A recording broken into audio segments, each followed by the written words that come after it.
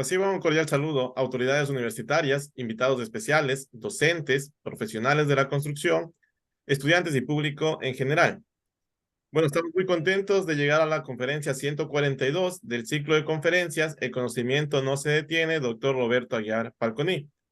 Evento organizado por el Departamento de Investigación Científica de la Universidad de las Fuerzas Armadas de ESPE en colaboración con el grupo de investigación Ciencialab. Hoy tenemos una conferencista que tiene una especialidad en geotecnia. Nos viene a hablar sobre un tema muy interesante, FS versus LRFD. La doctora Claudia Chamorro. Como primer punto, quiero dar paso a palabras por parte del doctor Roberto Aguiar. Muy buenas noches con todos. Mi agradecimiento profundo a la doctora Claudia Chamorro Zurita por la conferencia que nos va a dictar el día de hoy. Únicamente al ver la fotografía y el título de la conferencia y sabiendo la conferencista quién es, ya sabemos que va a ser una conferencia de alto nivel, como fue la que nos dictó, creo que hace un año o 2 años, no recuerdo bien, pero nos dictó una conferencia extraordinaria de un tema que a los estructurales nos interesa mucho. Esos temas de geotecnia eh, no los dominamos como lo hacemos con la parte de estructuras. Entonces vale la pena de que estemos muy atentos a esta magnífica conferencia que vamos a tener el día de hoy. Muchísimas gracias, doctora, y mucha suerte. Gracias, doctor Aguiar. Realmente me uno a sus palabras. Tanto conocimiento que hay en la actualidad y uno requiere de que especialistas eh, nos conversen sobre estos temas para aprender un poco más. Ahora me gustaría leer un breve resumen de la hoja de vida. La doctora Claudia Chamorro Zurita cursó sus estudios de Ingeniería Civil en la Universidad Central del Ecuador entre 1999 y 2006. El diplomado en Estabilidad de Taludes 2013, otorgado por la Cámara Minera de Perú, la maestría y el doctorado en Ingeniería con énfasis en Geotecnia en la Universidad Nacional Autónoma de México entre 2014 y 2020. Actualmente realiza una estancia postdoctoral en el Instituto de Ingeniería de la UNAM, en donde estudia la anisotropía de la rigidez del cortante en suelos lacustres a partir de ensayos dinámicos no destructivos y su aplicación en los modelos constitutivos. Al haber estado vinculada profesionalmente con la Universidad Central del Ecuador como instructora de laboratorio de mecánica de suelos entre 2006 y 2014, tuvo la oportunidad de participar en la formación de estudiantes de ingeniería civil en las asignaturas de mecánica de suelos 1 y 2. Ha participado en la ejecución de más de 400 estudios de mecánica de suelos para diseño de cimentaciones de edificaciones, estabilidad de taludes y pavimentos, destacándose la fiscalización, control de calidad e inspecciones técnicas durante la construcción de la plataforma para hangares del nuevo aeropuerto de la ciudad de Quito. Es responsable de la División de Estudios y Proyectos de Sismoterra, empresa de la cual es cofundadora. Ha dictado conferencias en Ecuador y en México, es autora de varias publicaciones presentadas en congresos, en revistas revisadas por pares y actualmente es docente de la maestría en Geotecnia Aplicada que se imparte en la Pontificia Universidad Católica Ecuador, sede Manabí, y es miembro del Comité Técnico Especial para la actualización de la norma ecuatoriana de la construcción en los capítulos de geotecnia y mampostería estructural. Una vez más, muchas gracias por estar acá, doctora Claudia. Otorgamos la palabra para su conferencia. Muchas gracias, doctor Cagua, doctora Aguiar. Para mí es un gusto volver a estar con ustedes en esta noche, sobre todo porque el tema que hoy quisiera compartir con ustedes es un tema que nos ha generado mucha discusión, inclusive hasta un poquito de polémica dentro de los que hacemos geotecnia aquí en el país, y que se refiere a las ventajas y a las desventajas de utilizar tanto los métodos de filosofía, las filosofías de diseño de factor de seguridad o las filosofías de diseño de LRFD. Últimamente se ha tratado de abordar este tema dentro de lo que es la actualización del eje estructural de la norma ecuatoriana de la construcción, en donde se ha presentado una propuesta que todavía está en análisis y que es la que pues quisiera compartir con ustedes hoy. La charla de hoy está organizada de la siguiente manera. Vamos a ver una pequeña introducción sobre lo que es en general el cálculo de las cimentaciones. Vamos a evaluar las filosofías de diseño que se encuentran disponibles hoy en día. Luego vamos a darle énfasis a cuál es el método que se está pretendiendo adoptar para la obtención de factores de resistencia que van a servir para la implementación de la nueva filosofía de diseño, algunas conclusiones, y les voy a mostrar a ustedes qué es lo que se presentó como propuesta final para ser incluida en la NEC 2023. Muy bien. De manera general, sabemos que el diseño de cimentaciones busca cumplir o busca satisfacer los siguientes objetivos. Primero es determinar la capacidad portante con un factor de seguridad que garantice la seguridad ante el colapso. En segundo lugar, se busca determinar la capacidad portante admisible y también los asentamientos que se van a producir bajo las condiciones, sean drenadas o no drenadas del material. En tercer lugar, se busca determinar, si es que es el caso y las condiciones del suelo nos lo solicitan, los asentamientos por consolidación que se van a dar también en el transcurso del tiempo. Entonces, estos objetivos involucran, pues, el conocimiento de diferentes factores. En primer lugar, la carga vertical que se está transmitiendo al suelo de cimentación a través de la subestructura. También nos interesa saber cuál es la capacidad portante del material o la resistencia que podemos nosotros disponer para asentar esta cimentación. Por supuesto, si es que al momento de nosotros cimentar nuestra edificación se van a producir desplazamientos o deformaciones, van a ser estas totales, van a ser diferenciales, sabiendo que también vamos a contar con el apoyo de una presión de sobrecarga cuando tengamos una cimentación debidamente empotrada dentro del suelo de cimentación.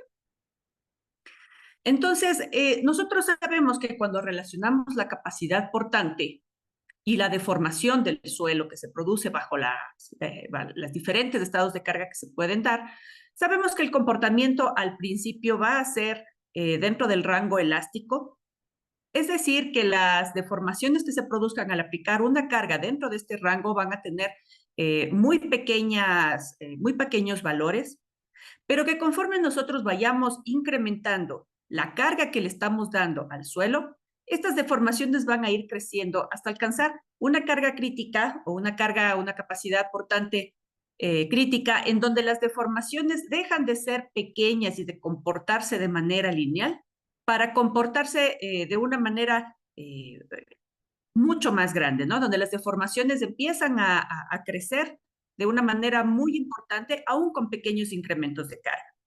Entonces, nosotros normalmente lo que buscamos es diseñar dentro del rango de pequeñas deformaciones, dentro del rango elástico, se podría decir, del suelo, es decir, antes de que se alcance un valor de carga que nos lleve a la fluencia del material.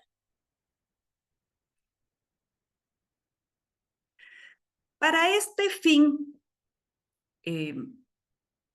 existen diferentes enfoques que dentro del diseño geotécnico se encuentran disponibles para que el diseñador pueda escoger dentro del alcance de su proyecto, dentro de sus necesidades particulares, cuál es el enfoque de diseño geotécnico que mejor se apega a su trabajo.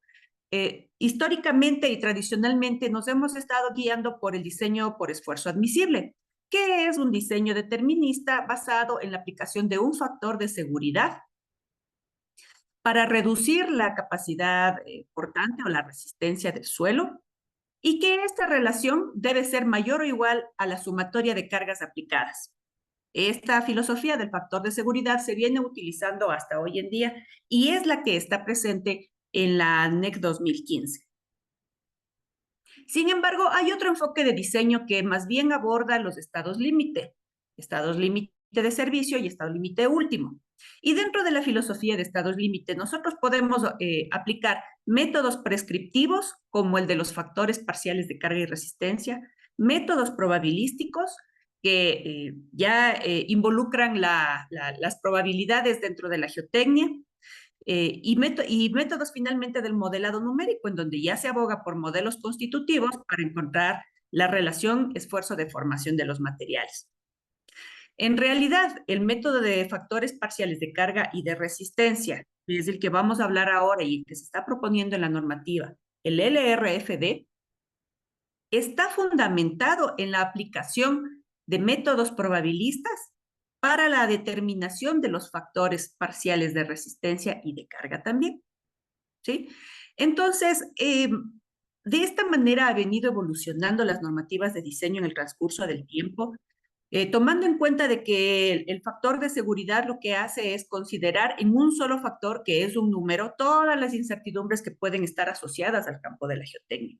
Todas las incertidumbres en cuanto a heterogeneidad del material, a la distribución espacial de los estratos, inclusive a la forma en la que se realizan los ensayos de campo y de laboratorio, a la forma de interpretar estos resultados. Todas las incertidumbres que pueden haber están reunidas en este factor de seguridad.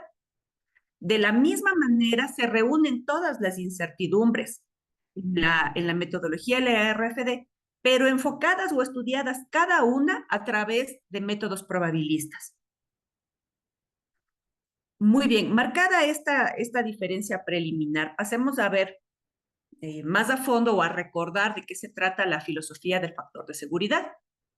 El factor de seguridad es un método de diseño por esfuerzo admisible, ¿sí? Del Allowable Stress Design, que nos quiere decir que vamos a agarrar la resistencia del material y esta tiene que ser mayor o igual que las cargas aplicadas multiplicadas por un factor de seguridad. ¿Sí? Fs es el factor de seguridad, R sub U es la resistencia última y la sumatoria de PI son las cargas aplicadas.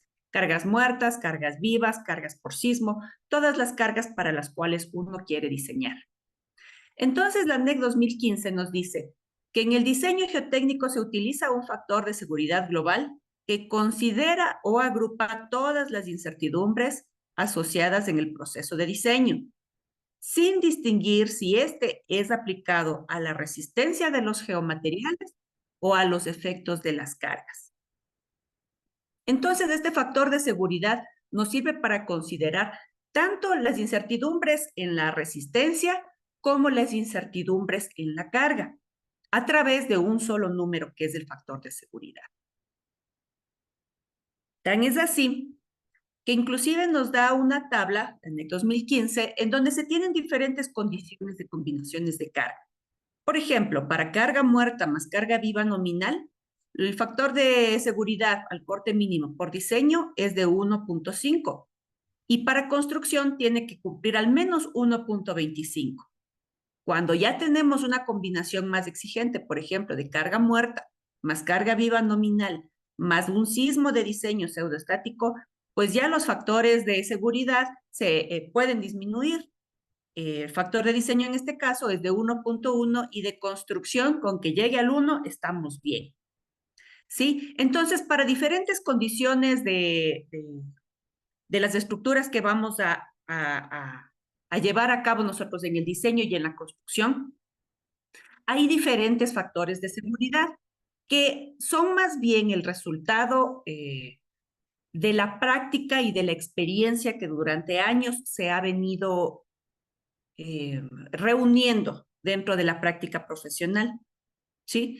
Entonces, este factor de seguridad más bien es un valor empírico. No está determinado matemáticamente, no está respaldado a través de una metodología de cálculo, sino que se lo va ajustando dentro de los códigos y de las normas en función de las experiencias locales.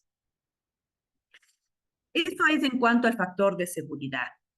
Ahora, en cuanto a los factores de carga y de resistencia, que es la metodología del RFD, ya habíamos dicho que estos factores de carga y de resistencia, esta metodología es una metodología de diseño por estado límite. Y dentro de los estados límites diferenciamos o distinguimos dos: el estado límite de servicio y el estado límite último.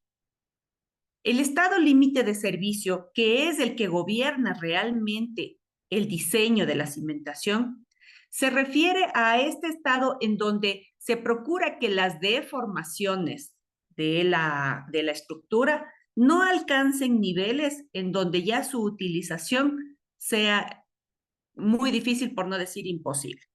Este es el caso de aquí de la Torre de Pisa, en donde, pues sí, la torre está, no ha fallado su cimentación, su estructura sigue intacta, sin embargo, su inclinación impide que este edificio sea utilizado para algo más que para fines turísticos, ¿sí? Entonces, está muy bonito ir a verla y todo, pero la verdad es que aquí adentro no puede vivir nadie ni puede trabajar nadie porque las deformaciones que se han producido no cumplen con el estado límite de servicio. En el caso del estado límite último, en cambio, lo que se tiene es una falla de la cimentación como tal, es una falla por capacidad portante, en donde la estructura, como se puede ver aquí, se mantiene intacta, pero la cimentación no ha sido suficiente para detener o para soportar esta estructura cuando hubo un evento, por ejemplo, un sismo. Entonces, de esta manera distinguimos los estados límites último y de servicio, siendo el estado límite de servicio el que va a gobernar el diseño. Si es que una estructura cumple con el diseño por el estado límite de servicio, pues de sobra va a cumplir con el estado límite último, ¿sí?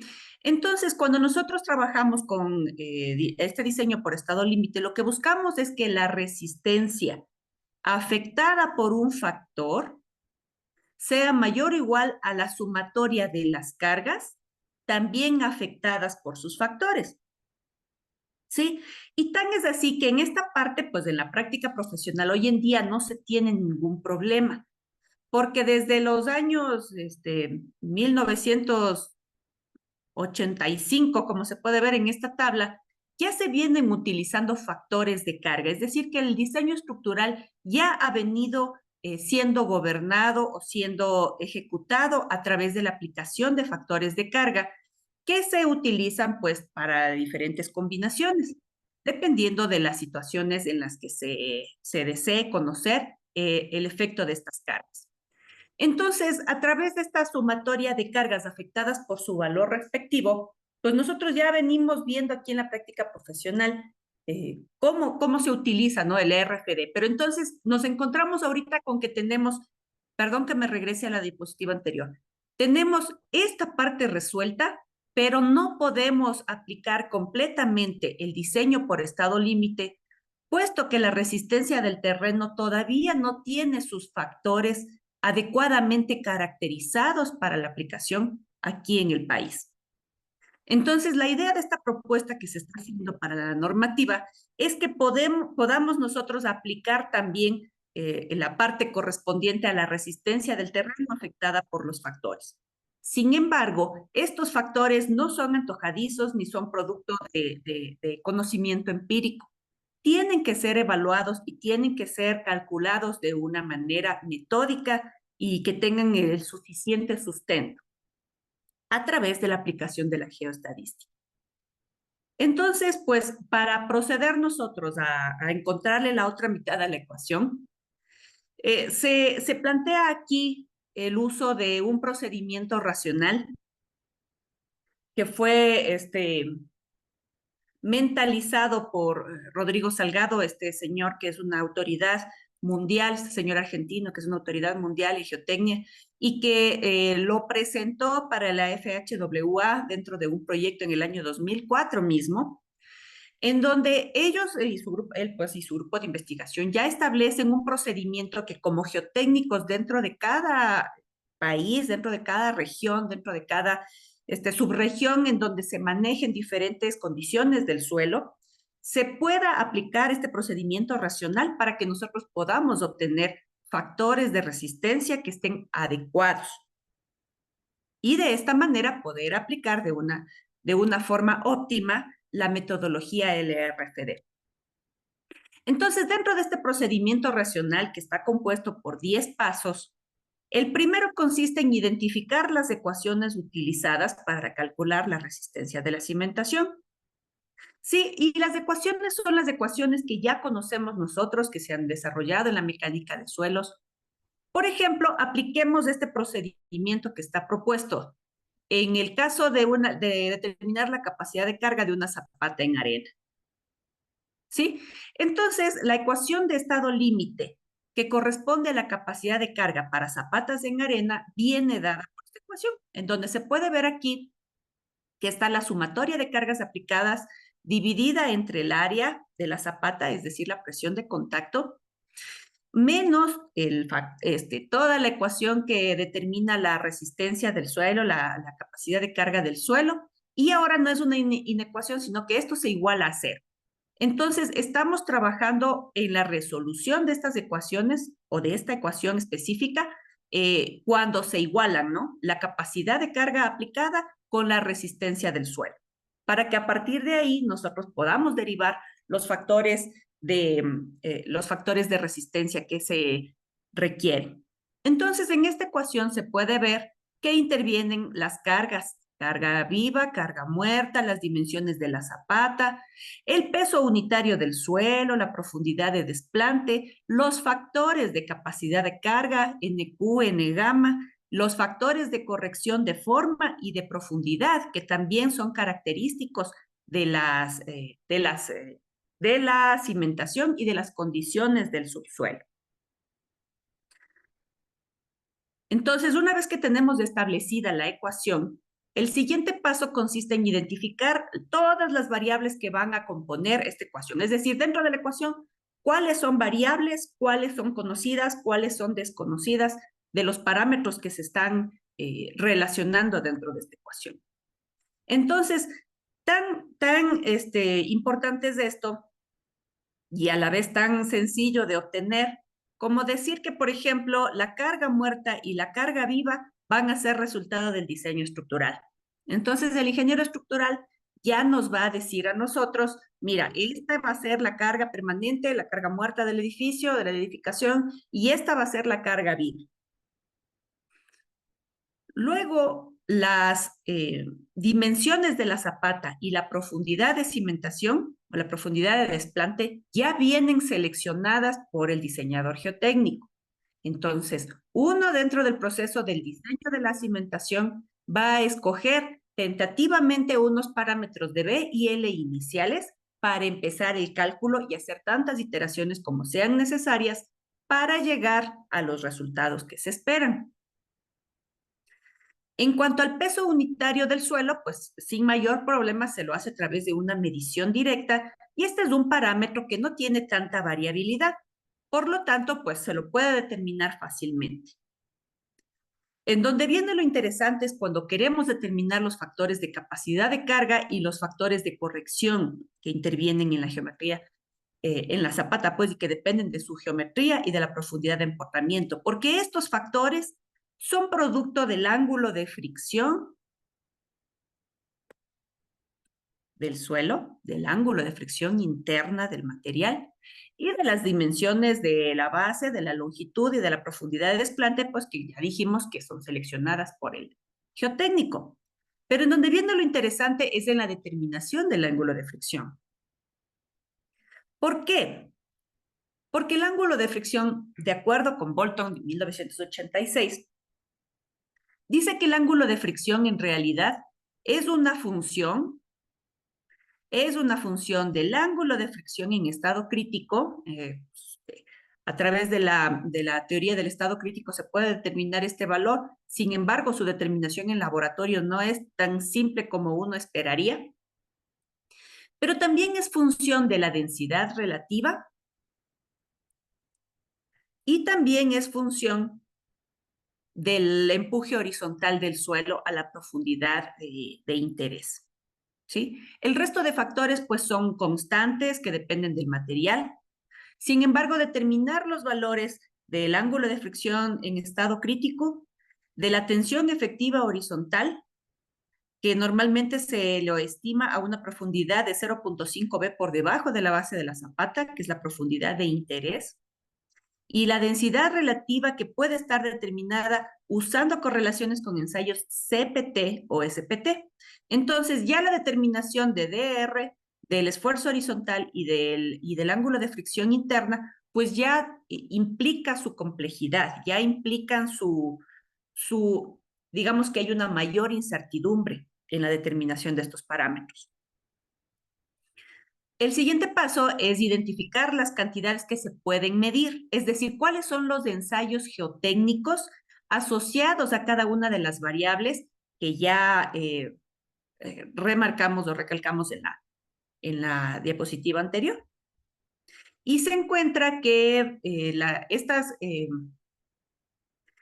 estas propiedades de estos parámetros, sobre todo la densidad relativa, se lo puede determinar a partir de correlaciones con el ensayo de penetración estándar, el tan difundido SPT dentro de nuestro medio, y también a partir de ensayos de cono de penetración o CPT. ¿En qué consiste el ensayo de penetración estándar? Pues se introduce una cuchara normalizada dentro del estrato que se está estudiando y se deja caer una masa de 140 libras, una altura de 30 pulgadas. Y a partir del conteo del número de golpes por cada 15 centímetros, en 3 capas, nosotros vamos determinando de las 2 últimas capas el número de golpes y eso lo correlacionamos con el parámetro que estamos buscando, en este caso la densidad relativa. En cambio, en el ensayo de cono de penetración, lo que nosotros hacemos es introducir la herramienta normalizada, pues que es el cono, dentro del material, pero a partir de la aplicación de una presión constante. Y como este instrumento está, pues, debidamente monitorizado, uno puede encontrar la resistencia a punta, la resistencia a fuste e inclusive medir la presión de poro dentro del material. Entonces, ¿cuál es la diferencia entre estos dos ensayos? En realidad, la diferencia radica en la cantidad de incertidumbre que uno impone sobre el otro. ¿Por qué? Porque a pesar de que hacemos SPT todos los días, en realidad el SPT tiene una serie de variables durante su ejecución que tienen que ser adecuadamente consideradas para que el número de golpes sea en realidad un parámetro comparativo, ¿sí? Partiendo desde el hecho de que la energía que cada uno de los martillos que se utilizan de un geotécnico a otro, de un equipo a otro, de un grupo de trabajo a otro, desde la energía que imprime cada martillo es diferente en cada uno de los equipos. Y se tiene que hacer una normalización, se tiene que calibrar cuál es la energía que está entregando cada uno de los martillos, cuál es la profundidad a la que está, a la profundidad a la que se está avanzando con la cuchara partida para hacer el ensayo. Depende inclusive de la destreza del operador y de la calidad de las maniobras que se ejecutan, de si se hace una limpieza adecuada entre ensayo y ensayo, y de diferentes, ahora sí que un montón de situaciones que se tienen que normalizar para poder encontrar un número de golpes que sea correlacionable realmente o que responda a las correlaciones que se están manejando. A diferencia del CPT, que al ser un ensayo ya prácticamente automatizado, pues todas estas incertidumbres se las puede disminuir. Entonces, una vez que hemos identificado cuáles son los ensayos geotécnicos y cuáles son las incertidumbres en los ensayos que nos van a dar también incertidumbre al cálculo final, lo que continúa es identificar todas las incertidumbres que componen cada variable, incluyendo la transformación a través de los resultados. ¿Qué quiere decir? De la ecuación que yo tengo de capacidad de carga en las zapatas en arena, que es la que vamos a resolver, nosotros tenemos todos los factores que intervienen en ella y cada uno tiene una fuente de incertidumbre y un coeficiente de variación que influyen en cada uno de los factores. Entonces vemos que, por ejemplo, la carga muerta tiene un coeficiente de variación de 0.15 pero la carga viva tiene un coeficiente de variación de 0.25. Esto nos indica cuál es, mejor dicho, esto nos indica que la carga viva tiene una mayor probabilidad de ser excedida que la carga muerta, ¿sí? Y así sucesivamente, todos los factores que vienen a formar parte de la ecuación van a tener su coeficiente de variación. Y nosotros podemos ver aquí, por ejemplo, que el peso específico del suelo tiene un coeficiente de variación de 0.03. Es decir, que la incertidumbre que nos está imprimiendo o que nos está trasladando al cálculo es muy pequeñita. Pero los factores de capacidad de carga NQ y N gamma tienen 0.24 y 0.33 respectivamente. ¿Por qué? Porque dependen del ángulo de fricción interna. Y el ángulo de fricción interna viene o se lo puede medir a través de diferentes técnicas, de diferentes métodos, pero su variabilidad es muy grande.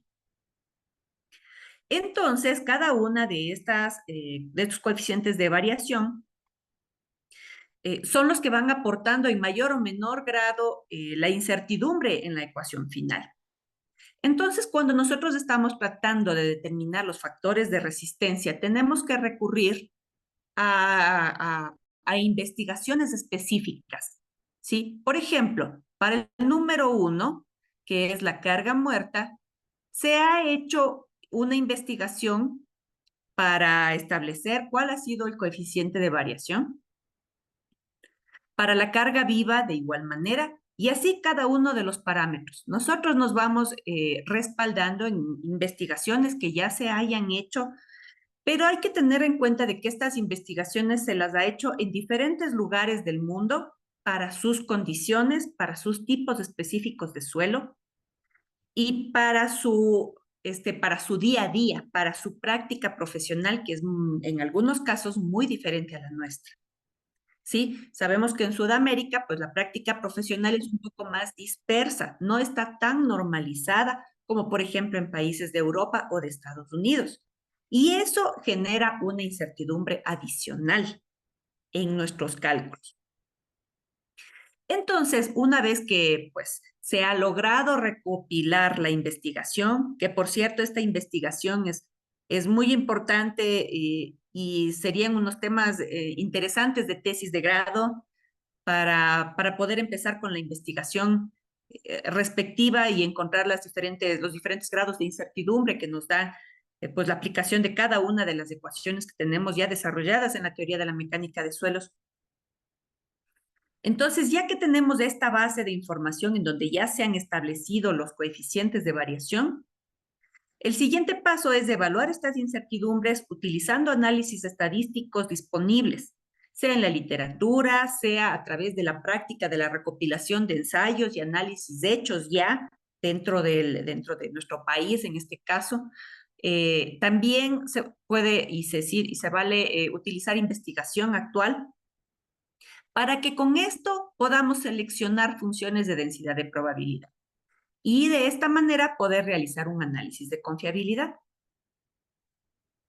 Entonces, de la misma forma, podemos ver que hay parámetros que le dan una variabilidad bajita a la ecuación, al cálculo, y hay otros que le imprimen una variabilidad sumamente grande. Y ya habíamos dicho que pues parámetros con incertidumbre pequeña están en el peso específico, la profundidad de desplante, el ancho de la zapata, la longitud, porque son valores que nosotros o podemos medir directamente, como el caso del peso específico, o nosotros como diseñadores los damos. Entonces, el coeficiente de variación realmente es muy pequeño. Y en cuanto al sesgo, el sesgo quiere decir que si, por ejemplo, yo diseño una zapata de 1 metro por 1 metro, por ejemplo, y le doy al constructor, al ingeniero estructural o al constructor, ya para que ejecute el proyecto, pues, por ejemplo, el ingeniero estructural me va a decir, a ver, si es que el geotécnico me dice 1 metro, pues yo prefiero que si mi cálculo y mi diseño me sale 1,10 m, yo le dejo en 1,10 m, porque prefiero irme por encima del valor mínimo. Pero nunca me van a decir, no, pues si el geotécnico me dice 1 metro, yo le voy a dejar en 80 centímetros. ¿Sí? A eso se refiere el sesgo, a la decisión o hacia dónde se orienta la decisión del diseñador en este caso. Entonces, sesgos positivos mayores que 1, perdón, sesgos mayores que 1, quiere decir que los valores de las variables van a ser excedidos por exceso. Perdón, valga la redundancia. Van a ser excedidos, nunca van a ser disminuidos.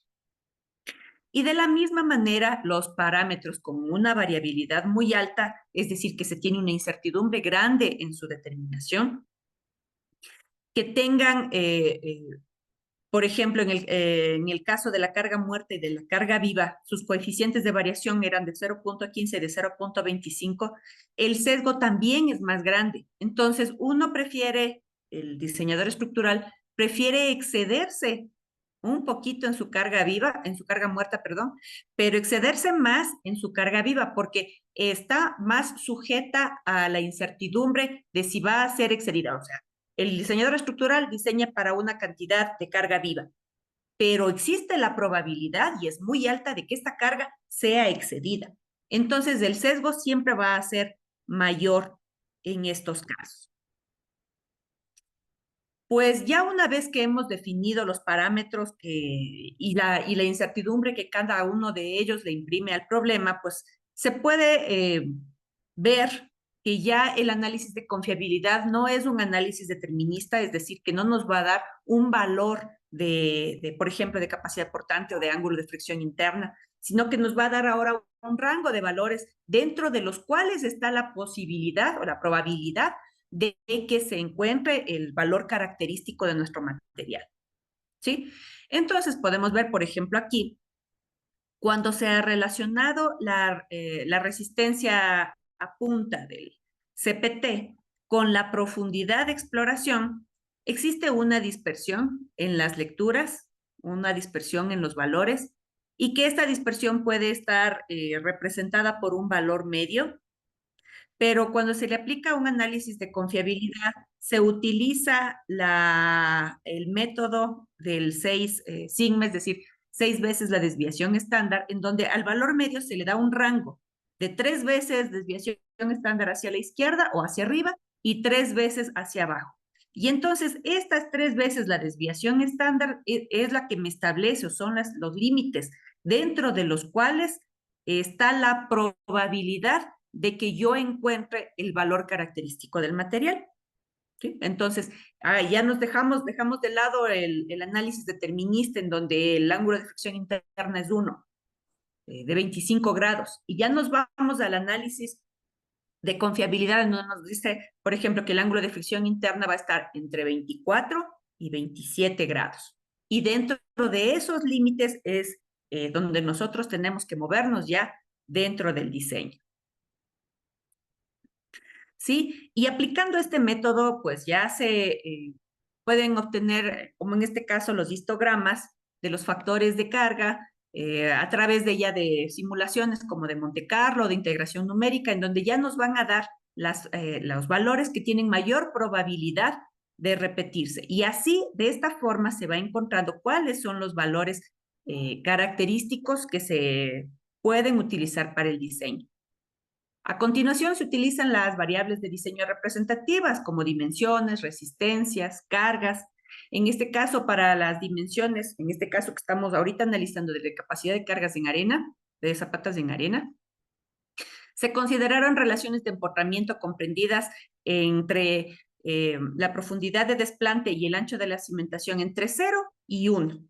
Es decir, que va desde la cimentación superficial, pues ahora sí que encima del nivel del terreno, y de una profundidad máximo que sea igual al ancho de la cimentación.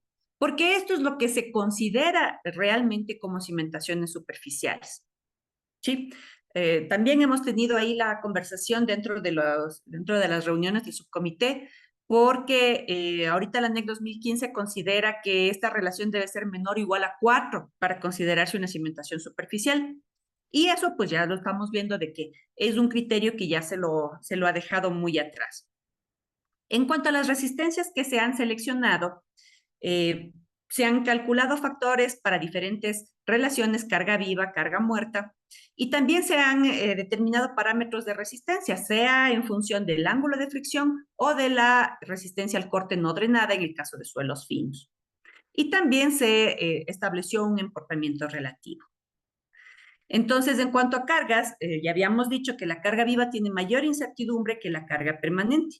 Y entonces esta relación se va a tomar 0.5 como límite inferior y un máximo de 4 como límite superior. Es decir, que la carga viva exceda 4 veces a la carga muerta.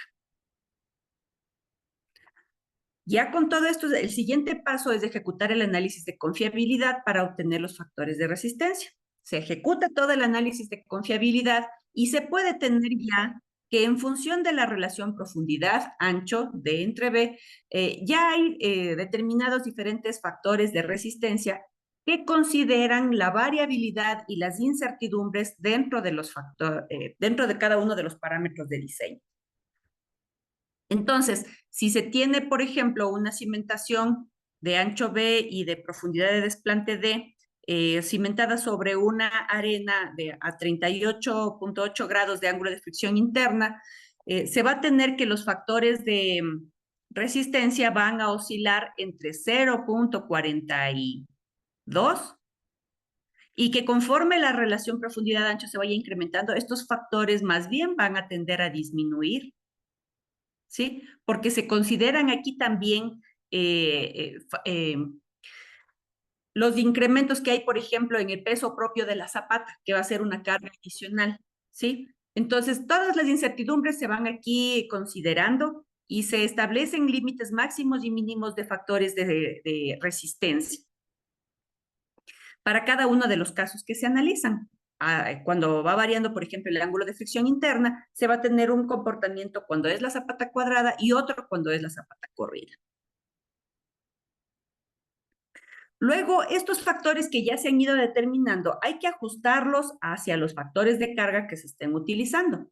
Por ejemplo, en esta tabla se puede ver que para los factores de carga que considera la AC7, y siendo en nuestro caso de diseño, por ejemplo, zapatas en arena para una relación de entre B de 0.10, para diferentes ángulos de fricción se tienen diferentes factores de resistencia, que van desde el 0.2 hasta el 0.45, es decir, que se utiliza menos de la mitad de la capacidad portante última, ¿sí? Si es que quisiéramos verlo en función de factores de seguridad, estaríamos diciendo que aquí, por ejemplo, se utilice un factor de seguridad de 4 o de 5.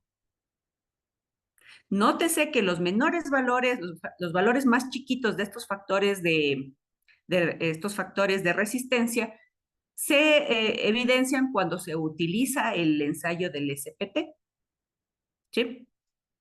De la misma manera, cuando se tiene la cimentación superficial en arcillas, pues se pueden tener asimismo diferentes métodos para la obtención de la resistencia no drenada, entre ellos el CPT o ensayos de laboratorio que también se han reportado.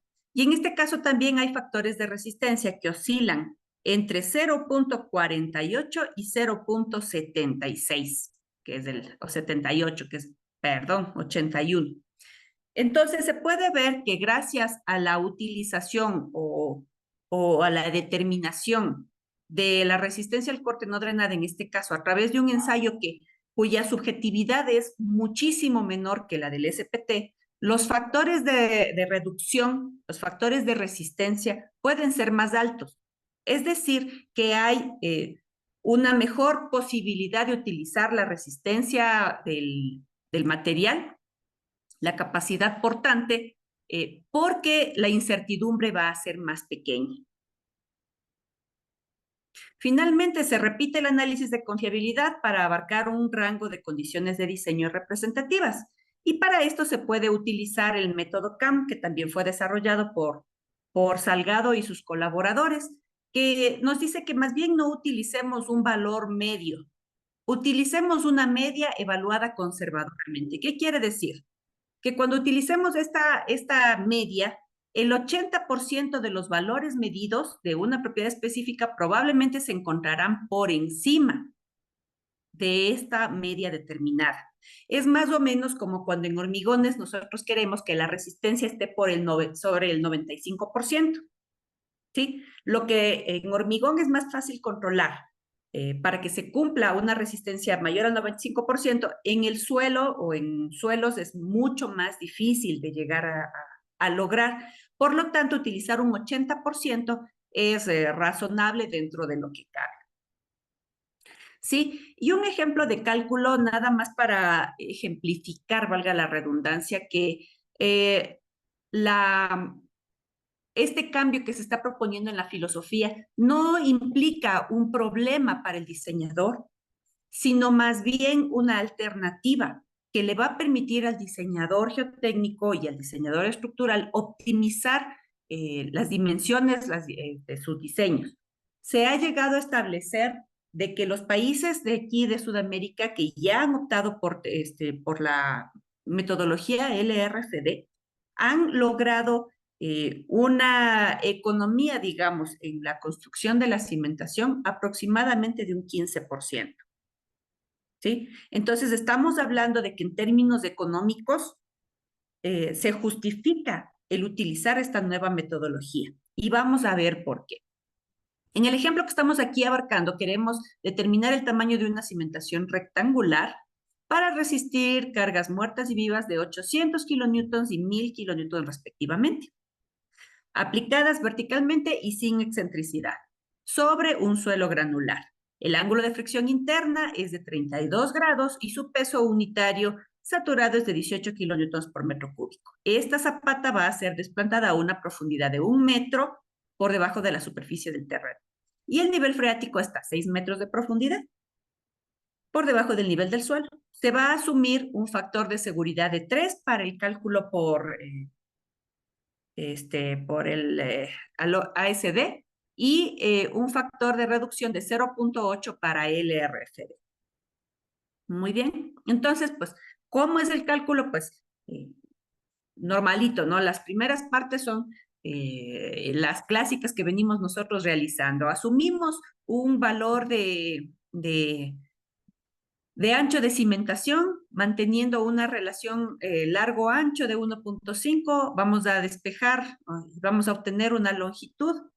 A través de tener ya la base y la longitud, sabemos cuál es el área de zapata y también tenemos como dato el ángulo de fricción del suelo. Calculamos los factores de capacidad de carga, de forma y de profundidad utilizando las teorías de Bessick, de Hansen, de Salgado, de Martin, de lo que uno quiera utilizar en función de las necesidades de su proyecto, y se pueden calcular los factores de capacidad de carga sin ningún problema. ¿Por qué? Porque conocemos el ángulo de fricción interna. Hasta ahí es el mismo procedimiento que con el factor de seguridad. En donde empieza la diferencia es donde queremos ya calcular la capacidad portante última y la capacidad admisible. Porque cuando nosotros utilizamos el método del factor de seguridad, nosotros calculamos la capacidad de carga última y esta la transformamos a una capacidad de carga admisible a través de dividir este valor por un factor de seguridad. ¿Sí? Aquí es en donde entra nuestro factor de seguridad. Y tomamos en cuenta pues también la sobrecarga que nos va a dar mayor estabilidad a la cimentación. Entonces, la presión admisible dentro de la metodología del factor de seguridad va a ser esta carga multiplicada por el área de contacto, lo cual nos da ya un valor. Y dentro de la metodología LRFD, lo que tratamos de calcular es una Q última, que también va a venir dada por la resistencia, por la capacidad de carga, también incrementada en la sobrecarga, y entonces esta resistencia para el LRFD pues nos va a dar otro valor, ¿sí? Nótese que desde aquí ya empieza una diferencia en los valores que se obtienen de presión admisible y de resistencia. Ahora, se calcula la capacidad de carga según el método de ASD y de LRFD. Según ASD, solamente sumamos carga muerta y carga viva y ese es el requisito, esa es la solicitación que le vamos a dar al suelo. Pero cuando usamos el RFD, pues ya tenemos sus factores de mayoración de cada una de las cargas. Y entonces se tiene que la capacidad o la solicitación es mayor. A continuación, verificamos que se cumplen las inecuaciones, pues, y comparamos la presión admisible contra la presión aplicada, pues, y vemos que no se cumple. Y dentro del cálculo con el ERFD, pues igual, no se cumple la relación. ¿Qué tenemos que hacer? Redimensionar y volver a calcular.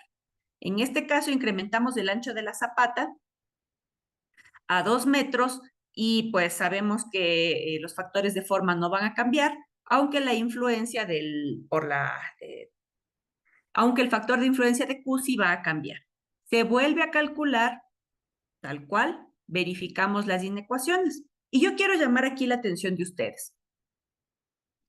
Porque cuando nosotros calculamos una capacidad por el método LRFD, estamos viendo que la presión o la resistencia del suelo es de 1992 contra 1800. Es decir, que casi va por ahí con el factor de seguridad de 3 que nosotros nos impusimos. Pero cuando nosotros calculamos con el RFD, estamos viendo que la capacidad, por tanto, que la resistencia del suelo es de 4.608 contra 2.750, que es la solicitación. ¿Sí? Nótese que mientras con factor de seguridad, pues apenas la estamos librando, con LRFD nosotros podemos todavía optimizar el diseño, porque la resistencia es mucho más alta. ¿Sí? Siquiera un 75%, en este caso un 25%, no, sí, un 75% más alta que la solicitación. Y esto es lo que permite que haya esta optimización en el diseño de las cimentaciones. ¿Sí? Entonces, como conclusiones de esta parte, pues, de la implementación y de la obtención de los factores de resistencia, pues nada más podemos señalar así a vuelo de pájaro que la metodología del RFD toma en cuenta las variabilidades tanto en las cargas como en las resistencias, ¿sí? Y que la metodología del Allowable Stress Design incorpora los factores de seguridad que indirectamente consideran todas las incertidumbres, pero ¿de qué forma? Si es que yo digo que el factor de seguridad es de 1,67, por ejemplo, y sumo las cargas muertas y vivas, tal cual vienen, estoy diciendo que este 1,67 actúa sobre la carga muerta de la misma manera que actúa sobre la carga viva, como si ambas tuvieran el mismo nivel de incertidumbre, y ya vimos que no es así. En cambio, el RFD lo que nos permite es asociar a cada uno de los componentes su probabilidad de ocurrencia específica. ¿Sí? Por eso es que nos permite optimizar los diseños. Entonces, finalmente, pues, esta es la propuesta que se hizo para ser considerada dentro de la actualización, en donde ya se aborda una parte de filosofía del diseño geotécnico, se establecen métodos deterministas, o mejor dicho, se permite la utilización de métodos deterministas, entre ellos del factor de seguridad total y también el método del RFD. ¿Por qué entra aquí dentro de los métodos deterministas? Porque la investigación que aquí se ha planteado como método para obtener los factores de resistencia es trabajo de las instancias de investigación o de las instancias gubernamentales. Una vez que esos factores de resistencia ya son determinados, ya vienen siendo un número, un factor que el diseñador tiene que aplicar dentro de su diseño. ¿Sí? Entonces, por eso, a pesar de que el RFD es una metodología, mejor dicho, son factores obtenidos a través de geoestadística y de probabilidades, pues su valor, su resultado es un número, es un número determinista, no es un rango, es un número, que al igual que el factor de seguridad, tiene que ser aplicado por el geotécnico. Pero también se están permitiendo otros enfoques dentro de la NEC 2023, o mejor dicho, se están proponiendo que se permita al diseñador utilizar cualquiera de los enfoques de diseño que se tienen disponibles. También hay el de factores de seguridad parciales, en donde ya no es un factor de resistencia el que se aplica a la resistencia del material, sino que van a ser factores que se aplican individualmente a cada uno de los componentes de esta resistencia. Esa es otra metodología. También se permite que se apliquen métodos probabilistas tal cual, pero estos métodos probabilistas o probabilísticos ya vienen a justificarse cuando los proyectos son sumamente grandes y sumamente complicados. Caso contrario, pues no tiene sentido aplicar un método probabilista en el diseño del día a día. Y finalmente se está pidiendo o se está permitiendo, mejor dicho, está pidiéndose que se incluya también la utilización de métodos numéricos para el diseño de las cimentaciones. Porque también es importante que nosotros como Ecuador, como país, empecemos a trabajar también en el desarrollo de las ecuaciones constitutivas para nuestros propios tipos de suelo. Sabiendo que los métodos numéricos, pues lo que nos permiten determinar son deformaciones y a partir de la matriz de rigidez es obtener los esfuerzos que se están, o mejor dicho, cómo se están distribuyendo los esfuerzos dentro de la masa de suelo. Entonces, estas ecuaciones nos permiten saber de una mejor manera cómo se van a producir las deformaciones e inclusive calcular la interacción suelo-estructura de una manera directa. Sí, entonces otra parte de la propuesta nos dice también que los factores que se deben emplear tienen que definirse en cada uno de los subcapítulos y que estos factores deberían ser el resultado de la investigación que se realice pues, con la metodología que aquí se está presentando. Sin embargo, aquí se puede ver que se ha recopilado de la bibliografía también algunos factores de seguridad global típicos para incluirlos dentro de la normativa y también factores de seguridad determinados, perdón, aquí hay un mensaje que no debió haber salido, pero que también permiten saber a partir de si la campaña de exploración geotécnica es exhaustiva o es ilimitada, cuáles son los factores que se pueden aplicar. En una campaña de investigación exhaustiva, pues los factores de seguridad pueden ser menores porque si yo conozco bien las características de mis estratos o de mi suelo de cimentación, pues puedo diseñar de una manera más óptima. Pero si la campaña de exploración es limitada, entonces yo tengo que tener mayores precauciones al momento de utilizar los resultados de esta campaña. ¿Sí? Y pues finalmente también se está buscando incluir algunos factores de resistencia típicos que se han recopilado también de la bibliografía existente, entre ellos desde Brinch-Hansen del 65, pues ya se tienen factores de resistencia.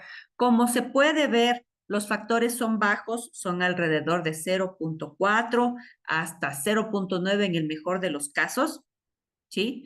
Y esto pues corresponde a la gran variabilidad que se tiene primeramente en el suelo como material y en segundo lugar en las técnicas que se emplean para obtener los resultados de estos parámetros.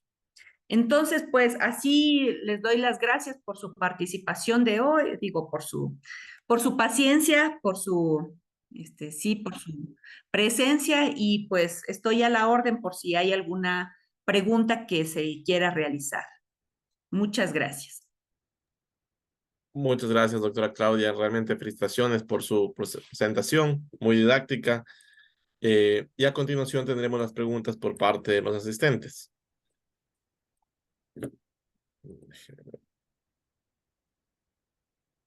Dice, buenas noches, felicitaciones por la presentación, muy informativa y didáctica. Una pregunta, ¿qué sucede si en un diseño, por ejemplo, de cimentación superficial, este cumple por el método LRFD, pero no cumple por ASD? ¿El diseño es válido o no? El diseño es válido porque está cumpliendo con los parámetros determinados para la filosofía de cálculo que está empleando. Vimos en el ejemplo que en el ejemplo que vimos que por factor de seguridad el cálculo de nuestra zapata apenas superó la resistencia, mejor dicho, apenas superó la condición, la inecuación. Pero por el RFD nosotros tuvimos la oportunidad de tener una resistencia del suelo más alta, bastante más alta que las solicitaciones que se están dando. Si es que yo le disminuyo las dimensiones de mi zapata o de mi cimentación y sigo cumpliendo con con la inecuación del el RFD, pues posiblemente no vaya a cumplir con la de factor de seguridad.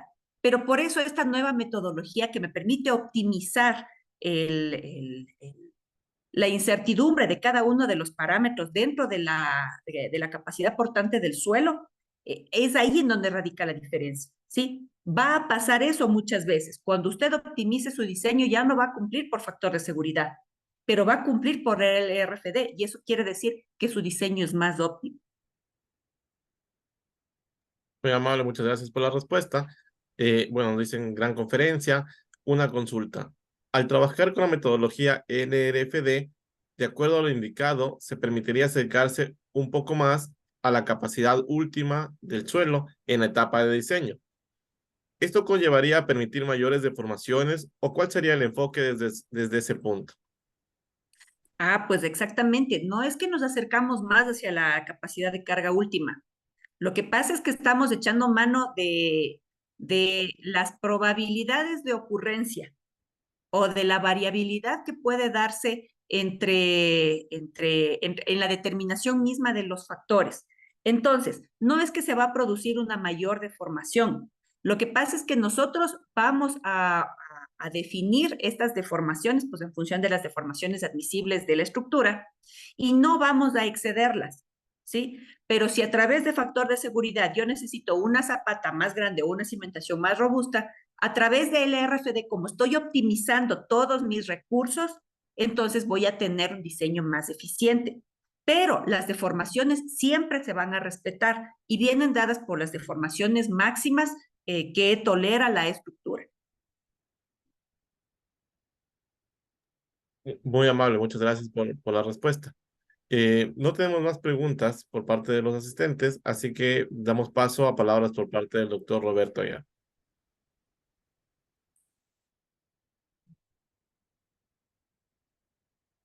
Eh, mm, He seguido con mucha atención su conferencia y como siempre, magnífica conferencia, excelente conferencia.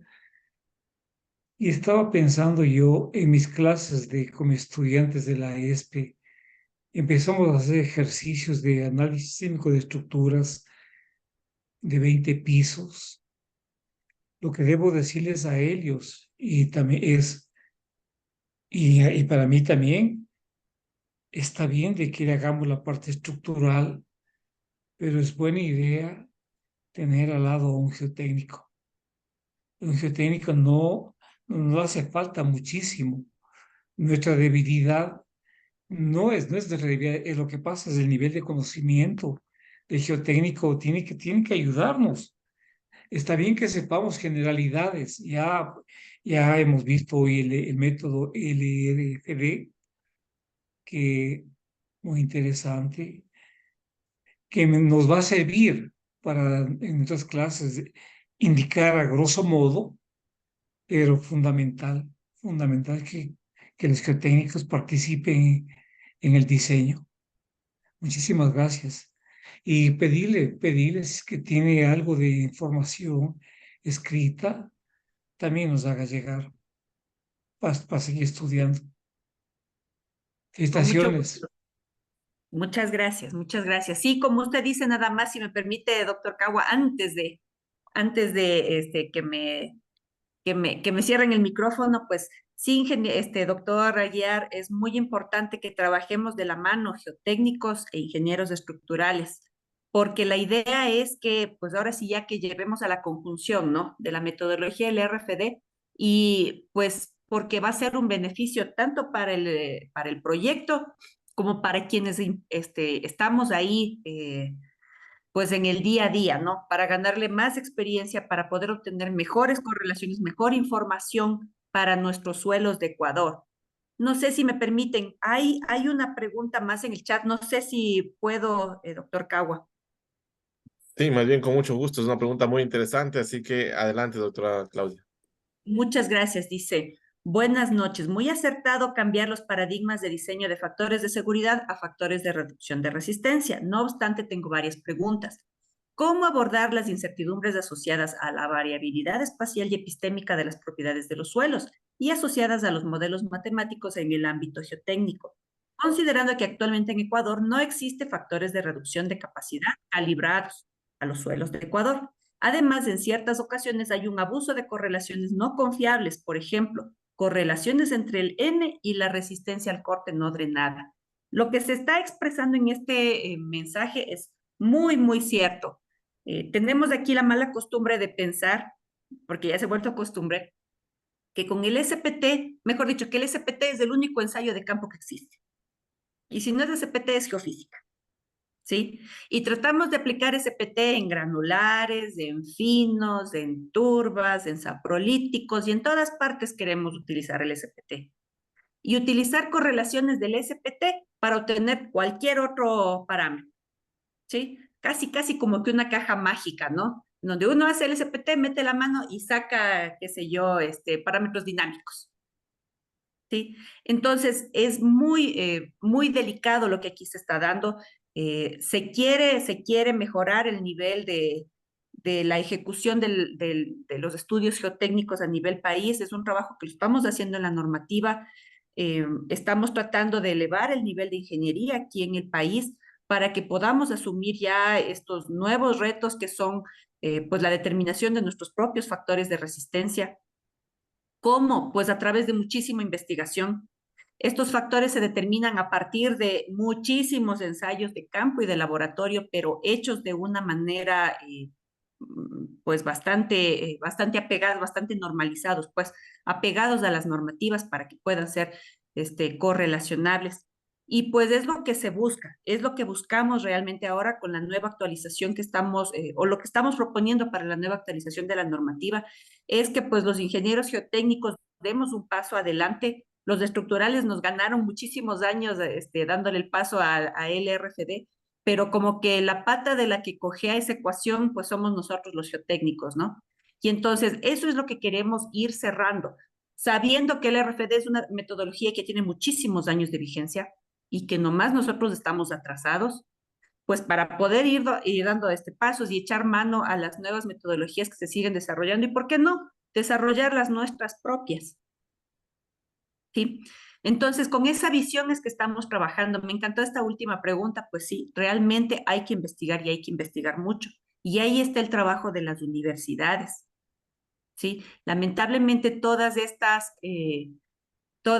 investigaciones pues no siempre encuentran pues patrocinadores o auspiciantes, ¿no? Que ayuden con esto, y ese creo que es un gran problema que tenemos como país, porque pues el gobierno, el Estado, que es quien debería procurar todo esto, pues como que tampoco le pone mucho interés, ¿no? Y entonces ahí es en donde pues también entra un poquito nosotros como país, ¿no? Seguir haciendo de lo que podemos, pues lo mejor.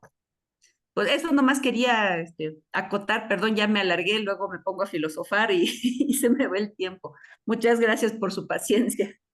Yo quisiera indicarle algo a la doctora. Usted está actualmente de profesora en Puerto Viejo de la PUSE.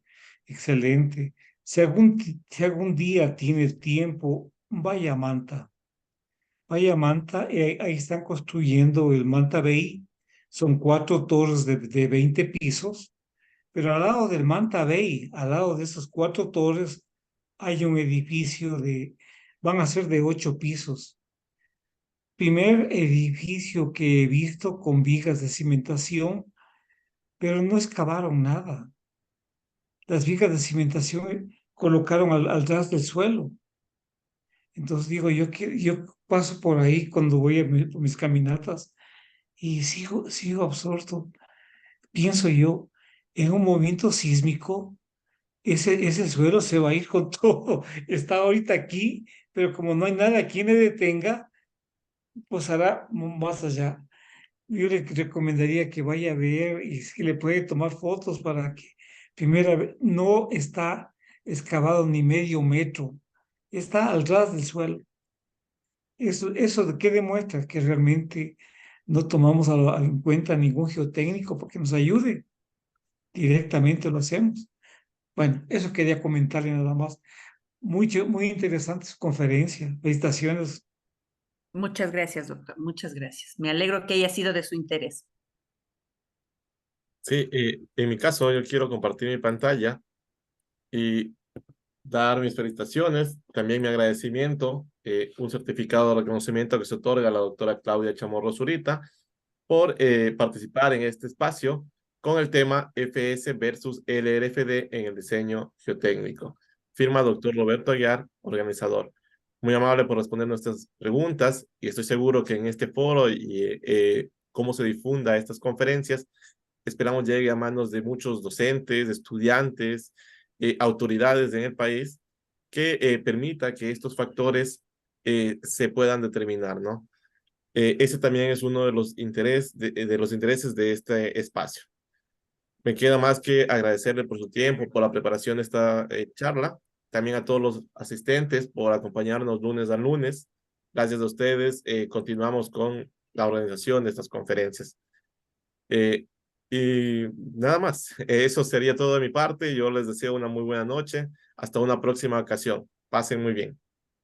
Hasta luego. Bonita noche, muchas gracias. Ustedes. Ah,